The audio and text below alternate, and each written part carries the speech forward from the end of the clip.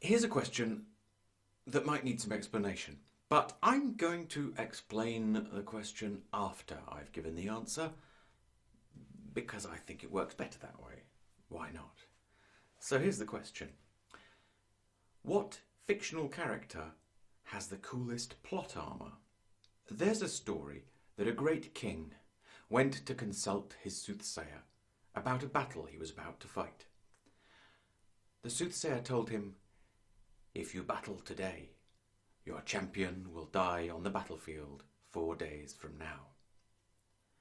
At first, the king was worried. If his champion died, that might well mean that he would lose the battle.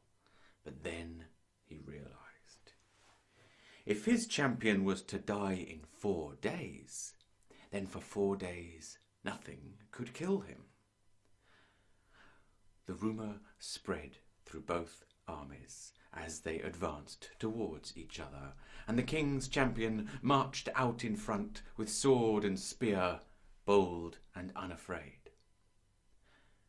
A lowly spearman of the enemy's army, who had not heard the rumour, rushed forward and clumsily threw his spear. The king's champion saw the weak throw and watched disdainfully as the spear flew towards him. But disdain turned to horror as the spear point struck his belly. He dropped to his knees, blood pouring from the shallow but painful wound. Seeing his weakness, but still fearing the prophecy, the enemy army swept past him, defeated the king's army, and took the king's head home on a spike. As for the champion, alone on the battlefield and mortally wounded, he took 4 days to die. Plot armour is what we call a situation where a character is protected by the needs of the story.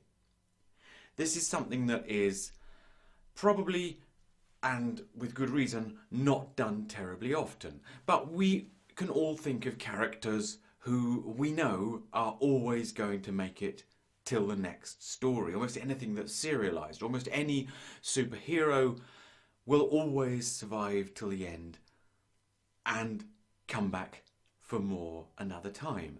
And all of that is sort of as a type of plot armour. But the best plot armour, the very best, is when it actually creates a story around itself. My personal attitude is that plot armour is never cool if it is visible.